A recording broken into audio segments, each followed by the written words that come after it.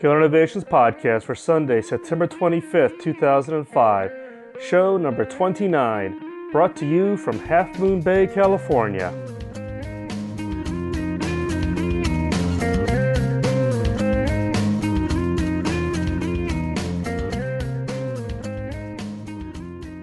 Hello, and welcome to the Killer Innovations Podcast. I'm your host, Phil McKinney.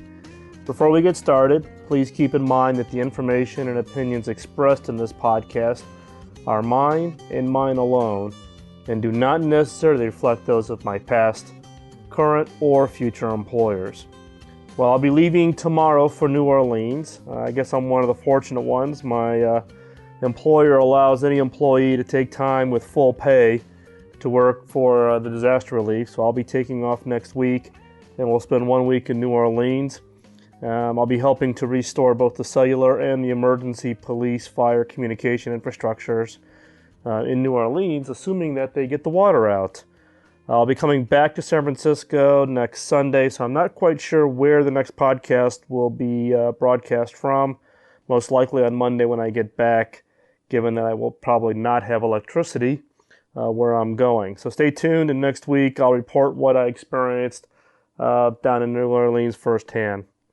Also, thanks for the feedback. Keep it coming. You can reach me at podcast@killerinnovations.com.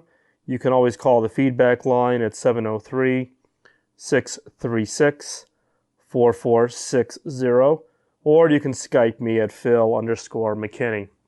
I did get one message on the feedback line this week from Michael. He asked me actually not to play it. Don't worry, Michael, you can pay the bribe later for me not playing your message. But Mike actually brought up a good question, which was the difference between software and hardware innovations.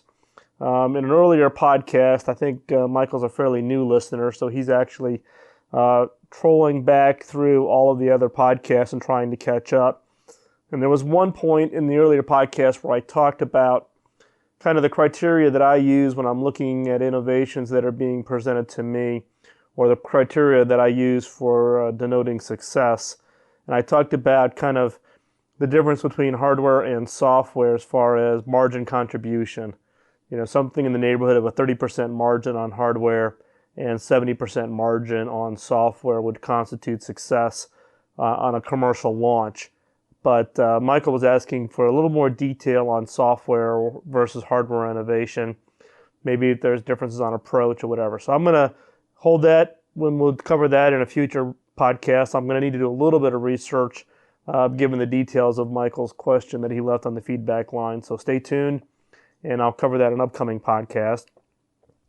Another question that we got in an earlier podcast, and it was actually, in a feedback line, and one that I actually played in an earlier podcast, which was innovation styles in different parts of the world. Many people view the U.S. as being highly innovative. There are other countries such as Japan, Korea, Australia, and other countries that are viewed as being highly innovative. What constitutes an innovative culture from the standpoint of countries, and what are the different styles of innovation used? So that's also one that I'm continuing to do research on, and we'll include that in a future podcast. So stay tuned. Keep the questions coming. You can either email them to me, or you can leave them on the voicemail feedback line. If you leave me a message on the feedback line, I'll play it in a future podcast. So feel free to do that. Segment 1, today we're going to talk about overcoming objections. You know, one of the challenges that we all face is really the challenge of overcoming, the constant objections or challenges that we get from people when we first present our ideas. It tends to be very easy for the person who has not come up with the idea to be negative to whatever innovation or brainstorm or eureka moment that you've had. And there's actually a lot of famous ones that you can think about. H.M. Warner, who eventually went on to create what is now Warner Brothers Studios. In the early days before there were talking movies, we all had the silent movies. And when talking first came about, Warner was quoted as saying, who the hell wants to hear actors talk?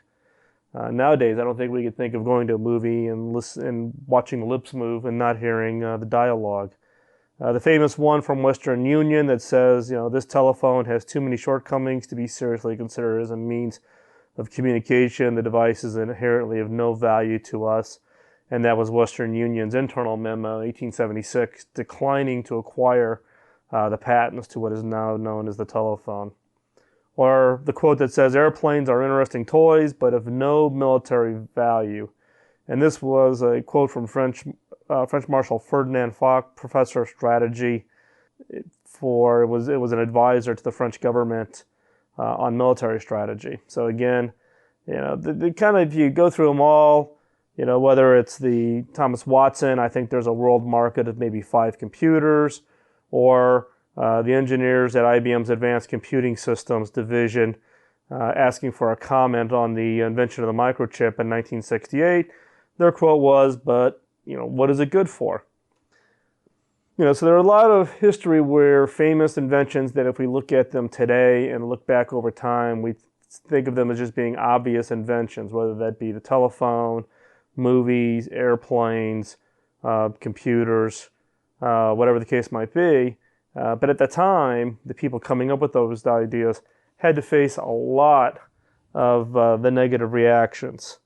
And every great inventor has had to overcome the negative reactions from others. Some of these comments have come from thought leaders, which can really crush your motivation. And that's why a lot of us that are in the think of us as being idea generators or innovators, the creative types, tend to be somewhat a little bit shy about sharing the ideas that we're working on for fear of the negative reaction.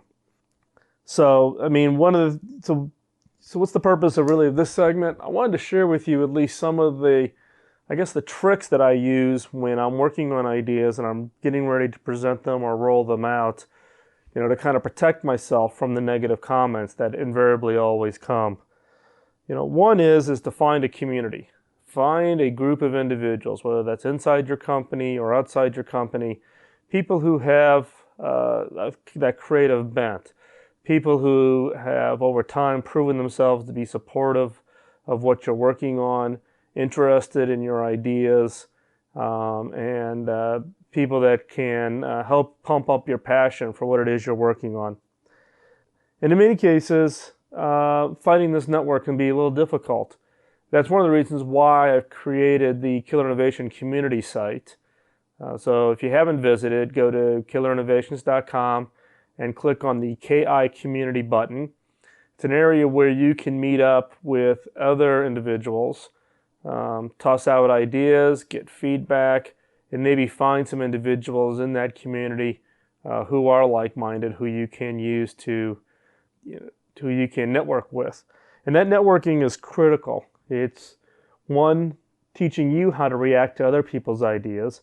Even today, I have to catch myself about not being negative towards another person's ideas. And given that I look at literally thousands and thousands of ideas and innovations every year in my day-to-day job, I have to catch myself. I have to not go with the immediate reaction. And that immediate reaction tends to be based on our history, based on our own, experiences, based on, we tried that once before and it didn't work. And that is kind of the reaction that we all fight against when we hear it. Typically management comes down when someone comes up with a new creative idea, with the immediate negative response of saying, nope, we're not going to do that. We've already done it. It doesn't work. I have 25 years experience. I can tell you right now, we shouldn't waste our time. And those all tend to be the easy outs. It's very easy to say no. It's very difficult to say yes. So to overcome these negatives, find a community, network with them.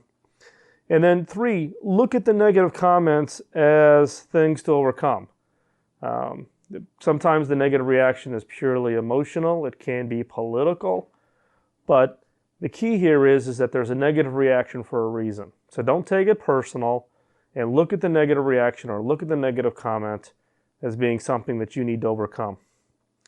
And then 4th, and the most important thing, find your own way to keep your passion. Keep your passion about the area that you're working in. about the technologies, about what you work on. In my case, my passion, I keep it, going through interactions outside of my company, traveling, meeting with customers. In a previous podcast, I shared what I had done in Korea with regards to going down to Busan and spending a day with 15 to 21-year-olds who are big in the gaming space, and just getting their energy and their passion. Recently, I was invited by Mike Berman, who's the CTO for the Art Center College of Design, to spend a day down in Pasadena at the university, interacting with students on the last day of their semester, where the students get to present their projects.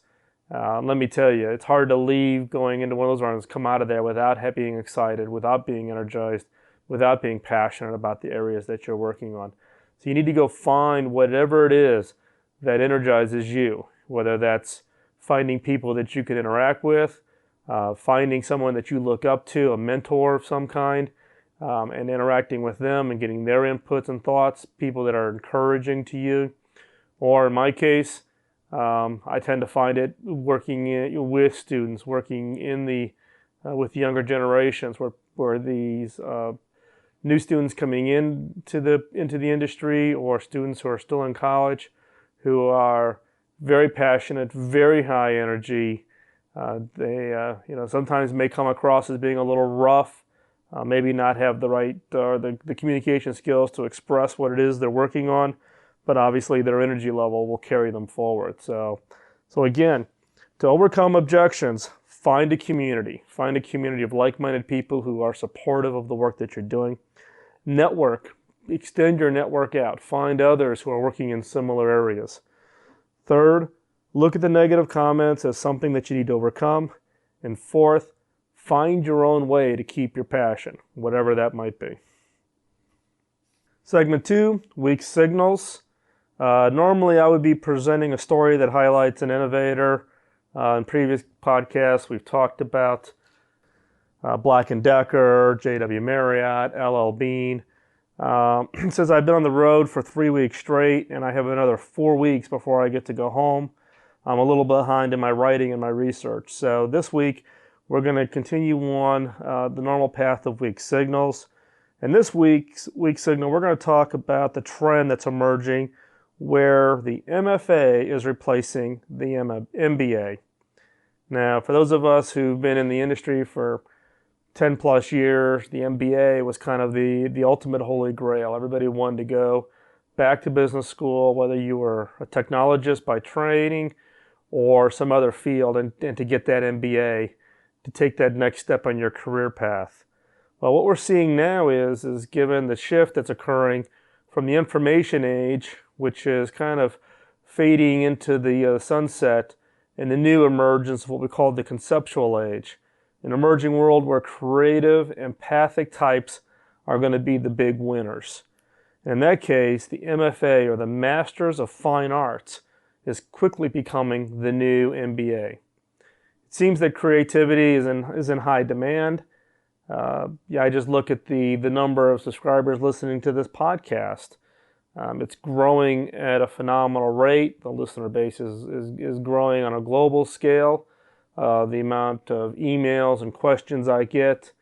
There's a lot of people who recognize that it's no longer about just the skill set you've learned, but your ability to apply it and use not just your left side, but also your right side of your brain. So creativity is growing in its demand. You're finding leading businesses are not just hiring MBAs, but are looking for diversity in their management teams with a variety of skills. So not everybody will have, their engineering degree from MIT and their MBA from Kellogg School at Northwestern. You're going to find people with a variety of skill sets, some people with degrees, and even some people without degrees. It's going to be that diversity that is going to become the real DNA for future businesses. Some would argue, particularly people who are in the academic field and training up these creative types, that the future is going to belong to the artists, to the inventors, to the designers, to the storytellers. Those people who can really paint the big picture, who can see how all of the disciplines are going to come together to deliver those new and compelling kinds of user experiences. And let's face it, those people have not really reaped the fine rewards or the salaries or even the executive level positions. And there's this strong belief that that is going to change, that the future leaders of major businesses are not going to be just the spreadsheet jockeys and the people who come from finance or sales, but it is going to be the creative types, people who can see across multiple disciplines how to build those teams, how to extract the real creative energy from each and every team member to create those next great killer innovations. And if you think about what the economy really is going to need, the future economy is going to require really this integration of both left brain logic and this right brain creativity. And therefore management, typically we think of middle managers as really just being an extension of HR, organizing teams, measuring results, giving performance reviews. The new skill for management is really going to be those people who can assemble the right diversity of teams, the right kind of creativity skills, the right kind of people that both have the logic left brain and the creativity right brain. And for those people who really can have both skill sets, who can be both technical or logical on the left brain, and who can at the same time extract or leverage their right brain activities, are going to really be in high demand, are going to be the big winners both in their current careers but also in their ability to have impact on their business. And just as a proof point here, when you're looking at the makeups of, let's say, partners at McKinsey, McKinsey being kind of the premier corporate strategy firm in the world, particularly given the hourly rate that they charge. In 1993, 61% of the management consultants at McKinsey had MBA degrees. Less than a decade later, it was down to 43%. So an MBA is not an automatic ticket to the big time. And in many cases, people have found that MBAs may be slightly over-regimented in the way they think, and therefore have lost that ability to tap into the creativity side of the business. And therefore, what businesses are really looking for is what we call the whole-minded aptitude. The ability, again, to leverage both the left brain logic and the right brain creativity. A book that I would recommend, if you're not familiar with it, is a book by Daniel Pink called A Whole New Mind, Moving from the Information Age to the Conceptual Age. Pink was formerly the speechwriter for Al Gore. He's got a number of other books out there. In this case, this book is pretty heavily researched. It has some great examples. It is very insightful in Pink's view of the impact on the economy and what does it really mean. And so therefore, I would highly recommend it again. A Whole New Mind, Moving from the Information Age to the Conceptual Age by Daniel Pink, put out by Riverhead Books. It's about 250 pages or so. It is a great read. Now, the other day, while I was sitting here in Half Moon Bay, I was watching Thomas Friedman's speech. And Friedman is a reporter for the New York Times. He's got his most recent book, which is on the New York Times bestseller list, on The World is Flat, and basically talking about globalism. And Friedman made the point in his own book and in the speech that I was watching on TV the other night about the fact that there's no such thing as an American job or an Australian job or a UK job. There is just this thing called a job. And that job is going to get done wherever in the world his people are best skilled and at the best value for what that skill is. And his point is that typical information age jobs are going to move around and have very little friction in the economy to be moved anywhere, such as in India, China, or Eastern Europe, which is quickly becoming the new hotspot for outsourcing. And really, it's going to be this new creative economy where the differentiation is going to happen between developed worlds and undeveloped worlds. So again, the point here is that this concept of the MFA, the Masters of Fine Arts, becoming the replacement for the MBA, I don't know if it's going to be quite that extreme, but what you are seeing is those people who can leverage both the left brain logic and the right brain creative are going to be the big winners as the economy continues to shift. Moving on to segment 3, the killer question of the week. For those of you who've been listening to the podcast for a while know that I do track a number of specific industry segments, one of them being gaming. And when I sat back and really thought about the gaming market and what really makes it so attractive, it is the fact that you have a passionate customer base that is willing to devote enormous amount of times of their personal life and sacrificing in other areas in order to spend the time playing these games. So, this week's killer question is, what would be necessary to appeal to those who use this product or service in enormous quantities or to the exclusion of other normal life activities? Again, what would be necessary to appeal to those who would use this product in enormous quantities or to the exclusion of other normal life activities? When you think about normal life activities, it's if you're a student, it's school. If you're out of school, it's work, food, relaxation with your family, etc. What would you be willing to give up in order to have this experience, to use this kind of product or service? Gaming is an obvious one that I use to really trigger the thoughts around this question. And when you think about it today, the gaming market this year in 2005 is going to exceed the total revenue for DVDs on a worldwide basis. So we're talking about something that is just absolutely massive. And recently, there was an article in the paper with regards to what they called the cyber games. And this is the U.S. version of pro gamers. 183 young men and a single woman, aged 15 to 28, competed. And really, they reviewed it as being the Olympics for gaming. And that's not the interesting point. Here you have 184 people competing. 4,000 fans showed up for the 3-day event to watch the players compete in 8 different games. And when they talked to some of the young gamers, the gamers said that, quote, "I would much rather watch a really good game of StarCraft or Counter-Strike than watch something like football." So when you think about the current existing markets of watching football or baseball or hockey, and this younger generation willing to say that they would much rather either go to an event or watch it at home on broadband to watch a pro gamer than to watch sports, you clearly see the shift where people are going to start moving that disposable income away from what we traditionally view as potentially relaxation activities and going into new areas.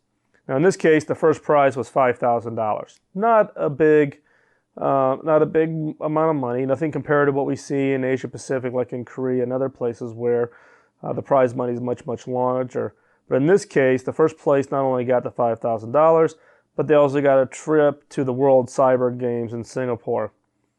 Interestingly enough, the team that won both the Counter-Strike and the Halo 2 competition is the same team, or Team 3D.